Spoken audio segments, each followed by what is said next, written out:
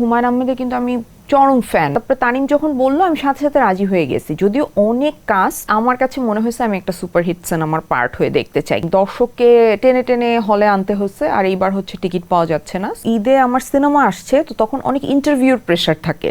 তা আমি তখন চিন্তা করলাম আমাকে কোন ক্যারেক্টারের জন্য আসলে ও বলতে চাচ্ছে। তো যখন ও বললো, আমার মেয়ে তো প্রথমেই লাফ দিয়ে যে মা এটা তো তোমাকে করতেই হবে। আর হুমায়ূন আহমেদের গল্পে পড়ালেখার উপরে মনোযোগ দিয়ে দিলাম, হুমায়ূন আহমেদের বুদ্ধিতেই। প্রায় 2.5 বছর আমি কিন্তু টানা কাজ করছি। আমি অন্য কোথাও কাজ করতাম না, না কুচা। তখন ছোট ছিলাম না, মানে গল্পতেই এত কিছু, মানে কিছু পাইলে খুশিতে বাকবাকুম থাকতাম আর কি। দারুচিনি দ্বীপটা তো আমার করা হয় নাই, সো বিকজ আমি একজন আর্টিস্ট। আমার কাছে আসলে ছোট বড় বলে কিছু নাই। আমার মেয়ে যখন উৎসব দেখছে তখন ও বলছে যে মা তুমি এরকম সিনেমা করবা। হ্যাঁ, কারণ হচ্ছে ওর কাছে মনে হচ্ছে মা কেন এত সিরিয়াস ক্যারেক্টার করে।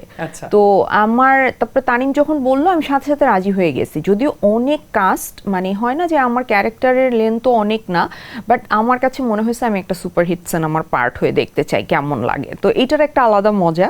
আর গতবার যেটা ছিল যে মানে দর্শককে টেনে টেনে হলে আনতে হচ্ছে, আর এইবার হচ্ছে টিকিট পাওয়া যাচ্ছে না। সো দুইটা এক্সপিরিয়েন্সই হলো, লাইফে সব এক্সপিরিয়েন্সই আসলে কাজে লাগে, মূল্যবান। হ্যাঁ, তো ধরো এবার ঈদ তাহলে একদম মানে বনলতা এক্সপ্রেসময়। একদম তাই। কিন্তু গত বছর আর এই বছর যেটা হয়েছে যে যেহেতু ঈদে আমার সিনেমা আসছে, তো তখন অনেক ইন্টারভিউর প্রেশার থাকে।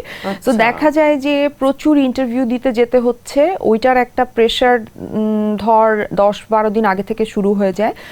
আর তারপরে তো এই যে হল ভিজিট করা, অডিয়েন্সের সাথে ইন্টারঅ্যাক্ট করা, এগুলোর একটা ব্যস্ততা থাকে। এটা নতুন, হ্যাঁ, মানে এইটা হচ্ছে নতুন অ্যাড হয়েছে আমার জীবনে, মানে এটা তো ছিল না, এই গত 2 বছর যাবতই অ্যাড হলো। তো বনলতা এক্সপ্রেস নিয়ে এবার এত মানে তোমার ঈদ আনন্দ যাচ্ছে, তুমি আমাকে বনলতা এক্সপ্রেসের স্টার্টিং থেকে শুরু করে জার্নিটা কেমন হচ্ছে এখন?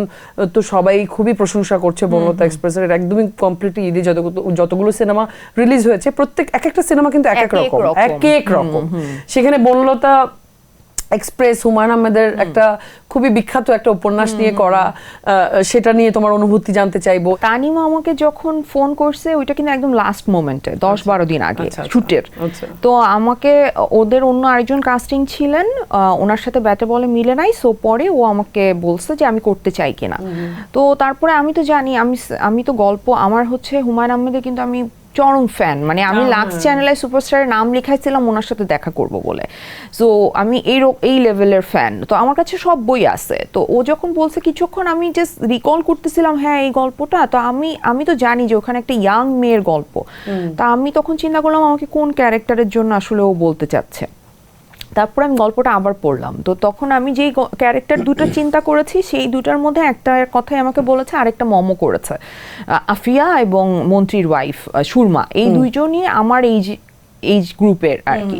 তো যখন ও বললো আমার মেয়ে তো প্রথমেই লাফ দিয়ে যে মা এটা তো তোমাকে করতেই হবে, কারণ হচ্ছে মানে তুমি এরকম একটা ক্যারেক্টার করবা, এরকম একটা সিনেমা করবা। তো আমি বললাম আচ্ছা ঠিক আছে। আর তানিমের সাথে আমার আসলে প্রায় 2-3 বছর ধরেই দুইটা কাজ, একটা সিনেমা একটা সিরিজ করার কথা ছিল, কিন্তু আমাদের ওই কাজটা আলটিমেটলি হয় নাই। তো তানিমকে আমি আগে থেকে চিনি। আর হুমায়ূন আহমেদের গল্পে আমি মানে কাজ করার সুযোগ আমার প্রথমেই হয়েছিল লাক্স চ্যানেল সুপারস্টার থেকে বের হয়ে দারুচিনি দ্বীপের নায়িকা খুঁজছি। তারপরে ওখান থেকে তো বের হয়ে আমি আবার খুব পড়ালেখার উপরে মনোযোগ দিয়ে দিলাম হুমায়ূন আহমেদের বুদ্ধিতেই। স্যার আমাকে বললেন যে যেহেতু আমি তখন স্যারের ওখানে কাজ করতাম, প্রায় 2.5 বছর আমি কিন্তু টানা কাজ করছি, অন্য কোথাও কাজ করতাম না। হ্যাঁ, আমি অন্য কোথাও কাজ করতাম না, না কুচা। তখন আমার মানে ভাবটাই অন্যরকম, আমি নুহাসের আর্টিস্ট, মানে এই শব্দটাই মানে অন্য লেভেলে ছিল যে নুহাসের আর্টিস্ট। তো আমি খুবই এরকম নাকুচা ভাব নিয়ে ঘুরে বেড়াইতাম, তখন ছোট ছিলাম না, মানে গল্পতেই এত কিছু, মানে কিছু পাইলে খুশিতে বাকবাকুম থাকতাম আর কি। তো পরে তো স্যারের ওইখানে তো কাজ করার সুযোগ হলো, আমি এমনিতে সিরিজ করছি, সিঙ্গেল নাটক করছি, কিন্তু দারুচিনি দ্বীপটা তো আমার করা হয় নাই। স্যারের লিখা, স্যারের উপন্যাস তকির ভাই বানাইছিল, কিন্তু আমার করা হয় নাই, আমার পরীক্ষা ছিল। তো স্যার বুদ্ধি দিল যে তুমি সিনেমা অনেক করতে পারবা, কিন্তু তুমি যদি এবার পরীক্ষা না দাও তুমি আর জীবনে ডাক্তার হবা না। তো তখন আমাকে সাগর আঙ্কেল আর হুমায়ূন আহমেদ বলল যে তুমি পরীক্ষা দাও, তোমার সিনেমা করা লাগবে না। 3 দিন আগে আমার শুটিং ক্যান্সেল হয়েছে, আমার কাপড়ও বানানো হয়ে গেছিল, সো পরে ওইটা মুনমুন করছে মুনা ক্যারেক্টারটা।